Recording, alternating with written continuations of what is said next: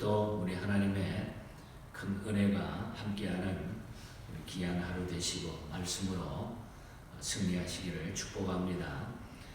14장의 내용은 압살롬 때문에 고민하는 다윗의 심정을 안 요압은 두고와의 한 여인을 보내가지고 다윗을 설득하게 하는 그런 이야기가 나타납니다. 그리고 그녀는 다윗이 하나님께 은혜를 입은 사실을 상기시키면서 압살롬을 용서하는 것이 좋다고 이렇게 설득을 하는 모습이 나타납니다. 이에 다윗 왕은 압살롬의 귀환을 허락하였지만 2년간이나 그와 대면하지 않았다고 하는 사실, 아버지의 심정으로 또 아들의 심정으로 또 중보자의 심정으로 나타나는 여러 가지 말씀들이 오늘 본장에 있게 되는 것을 보게 됩니다. 압살롬이 앞장에서 암놈을 죽이고 구슬로 도망한 지 2년이라는 세월이 흐르게 되니까 다윗은 점차 그래도 아들이기 때문에 살인사건을 저지르고 도망간 아들이기 때문에 그래도 아들을 다윗은 그리워하는 이런 모습이 나타납니다. 그리고 요압이 계책을 세워가지고 드고와 여인을 내세워서 다윗으로 하여금 압살롬에게 선처를 내리도록 그렇게 꾀하는 그런 이야기가 나타납니다. 그리고 18절에서 21절에 보면 그러자 다윗은 요압의 계책인 줄을 다 알면서도 압살롬의 귀환을 허락하게 되는 이런 아버지의 마음이 나타납니다. 이와 같은 요압의 계책이 겉으로 볼 때는 다윗을 위하는 것처럼 보이지만 실상은 다윗의 환심을 삼으로써 자신의 지위를 아주 굳건하게 하고자 하는 자신의 일신상의 영달을 깨한 처사에 불과했던 것을 보게 됩니다.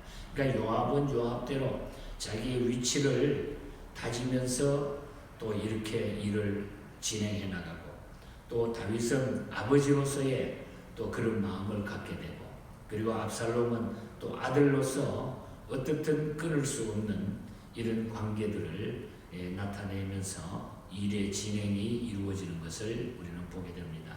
오늘 이 말씀 속에 우리가 주시는 하나님의 교훈을 특별히 우리가 살필 수 있으면 좋겠습니다.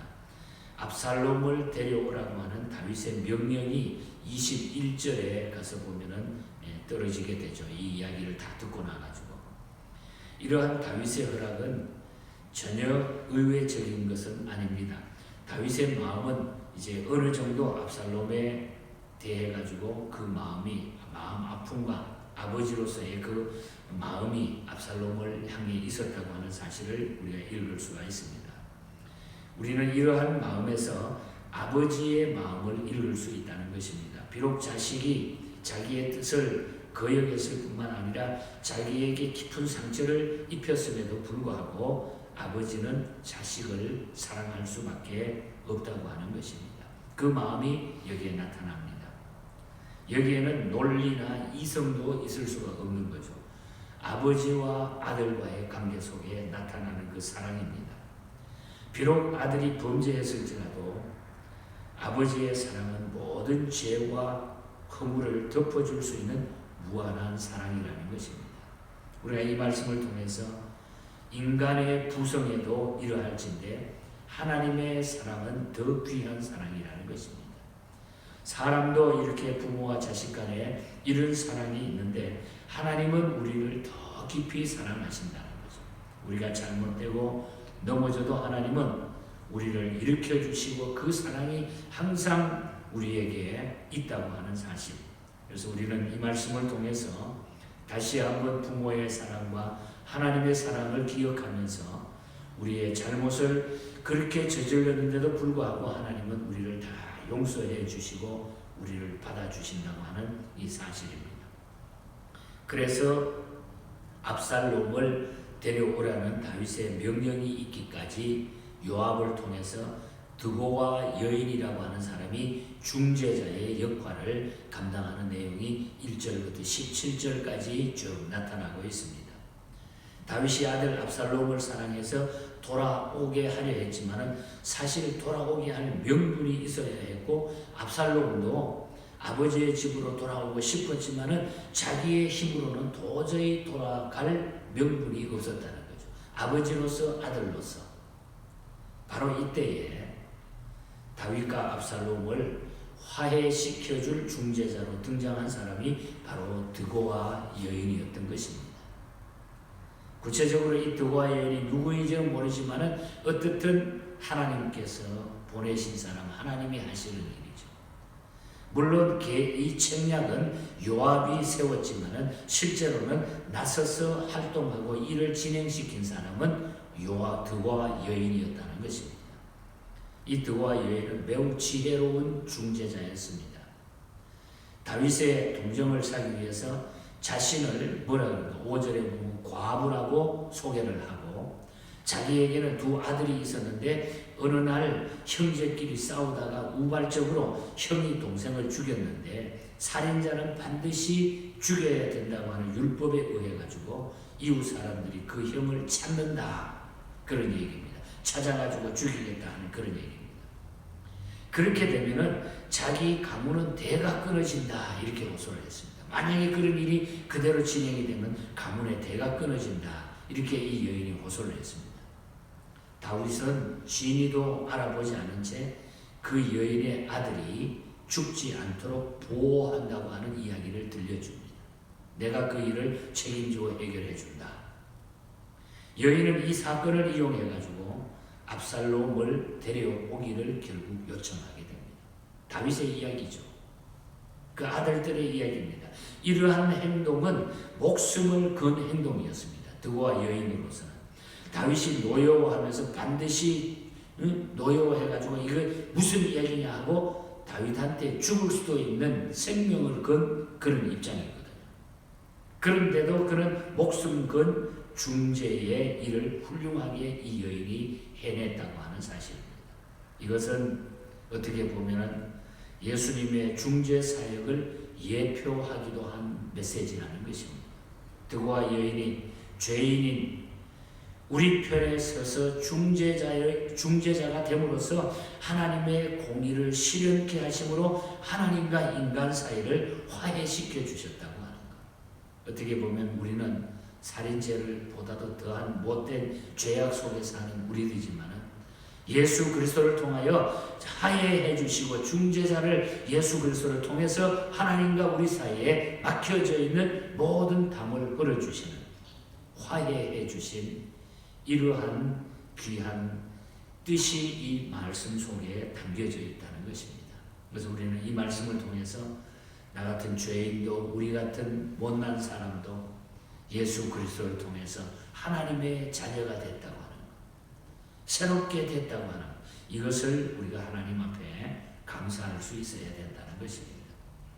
그리고 마지막 부분에 읽었던 부분에 가서는 25절부터 마지막 부분은 압살롬의 외모에 대해서 설명을 하고 있는 것입니다. 압살롬이 얼마나 잘생겼고 얼마나 이 압살롬이 외모적으로 뛰어난 사람인가 하는 것을 보여주죠. 그의 외모가 매우 수려했습니다. 아주 아름다웠습니다. 그러나 이 압살롬의 지혜나 경건에 대해서는 한마디도 없어요. 외모는 아주 엄청나게 잘생기고 갖춘 것을 다 갖췄지만은 그러나 그의 경건의 삶에 대해서는 요만큼도 이야기하지 않고 있다는 겁니다. 아름답고 균형 잡힌 몸매 속에서 오염되고 흉측스러운 영혼이 기거하는 예는 허다하다고 하는 것입니다. 그래서 우리는 오늘 껍데기 인생을 살아가는 사람들이 많아요. 외모적으로는 화려하고 외모적으로는 다 갖춘 것 같지만은 다 껍데기를 가지고 살지만은 그 속 중심에는 아무것도 없는 사람들이 많다는 거예요. 꾸밀 줄만 알지 그 속에는 정말 살아 역사하는 영혼의 건강함이, 영혼의 아름다움이 없는 사람이 너무 많다는 거죠. 압살롬의 외모는 흠이 없었습니다. 하지만 그의 영혼은 상처투성이었다고 하는 사실. 그의 머리털은 아름다웠지만 그가 자랑하던 머리털은 후에 어떻게 됩니까? 교수형의 오라죽이 되고 말아요. 그 머리털에 머리가 막 바람 불면 휙휙 날리고 남자 머리가 얼마나 아름다웠는지. 그래서 결국은 우리가 사무엘 한 18장에 가다가 보면은 18장 9절 이하에 쭉 보면은 이 노새를 타고 이제 요압 군대에 의해 가지고 막 도망을 치고 요새를 타고 막 노새를 타고 도망을 상수리나무, 도토리나무 같은 거죠. 상수리나무 숲을 그냥 그 밑을 막 지나가는데 그 머리털이 상수리나무에 걸려가지고 대롱대롱 매달린 겁니다. 이 아름다운 머리털이 자기 교수대가 되는. 그래서 요압 군대가 가서 그냥 찔러가지고 죽이게 되는 이 비참한 마지막이 이 압살롬에게 일어나게 된다는 거죠. 요압의 군사에 의해서 결국은 압살롬은 아버지에게 쿠데타를 일으키고, 그런데다가 아버지는 그런 사랑으로 자식을 사랑했는데 결과적으로 마지막까지 회개하지 아니하고 아버지에게 반란을 일으켜서 왕이 되고자 했을 때 결국은 18장에 가서 마지막에 그 아름다운 외모가 자기의 오라줄이 되어버리고 마는 이런 역사가 있었다고 하는 겁니다. 여러분, 사람은 하나님 앞에 바른 삶을 살아가야 됩니다. 우리가 외모도 중요하지만 우리의 영혼의 외모가, 영혼의 건강함이 얼마나 중요한지 몰라요. 껍데기 인생을 살아서는 안 된다. 그래서 오늘 아침에 우리는 이 말씀을 주시는 것은 우리가 죄인된 우리지만 하나님은 우리를 구원해 주셨다고 하는, 예수 그리스도를 통하여 우리를 구원해 주시고 끝까지 사랑해 주시는데 그 주님의 사랑을 우리가 잊어버리지 말자. 끝까지 감사하면서 살고 이 구원받은 은혜에 감격해서 살아가고 우리가 내적으로 건강한 사람이 되어야 된다고 하는 것. 외형적으로만 우리 인생을 사는 것이 아니라 우리는 영육이 강건한 이런 믿음의 삶을 사는 것이 가장 귀하고 복된 삶입니다. 이러한 믿음을 가지고 이 험준한 이 시대는 우리가 내적으로 건강하지 아니하면 이길 수가 없는 거예요. 하나님 앞에 기도하면서 이 어려운 때에 다 믿음으로 승리하는 저와 여러분이 되시고 우리 교회가 될 수 있기를 주님 이름으로 간절히 축복합니다. 하나님 아버지 감사합니다. 하나님께서 정말로 압살롬보다도 더 못한 저희들을 용서해 주시고 예수 그리스도를 통하여 구원해 주시고 하나님의 놀라운 기쁨이 되게 해 주신 것을 너무너무 감사합니다. 하나님, 끝까지 하나님의 자녀로 우리의 모든 모습이 하나님에게 합당한 이런 뜻을 이루어드리는 아름다운 생애를 살아가게 하여 주시옵소서. 오늘 하루도 이 믿음으로 우리 성도들 모든 삶 가운데 함께 해주시고 가정과 자녀들과 모든 것 위에 주님 축복해 주시며 이 어려운 때에 우리 모든 성도들의 건강을 지켜 주시옵소서. 지구촌의 새로운 변화 속에 우리 하나님의 뜻이 이루어지게 하시며 그것을 통하여 우리는 하나님 앞에 영광 돌릴 수 있는 이런 날이 계속되게 하여 주시옵소서. 우리 교회를 마음껏 축복하시고 주신 사역을 바로 감당할 수 있는 하나님의 교회가 될 수 있도록 말씀의 터전 위에 굳건히 세워 주시옵소서. 거룩하신 예수님 이름으로 기도하옵나이다. 아멘. 하늘에 계신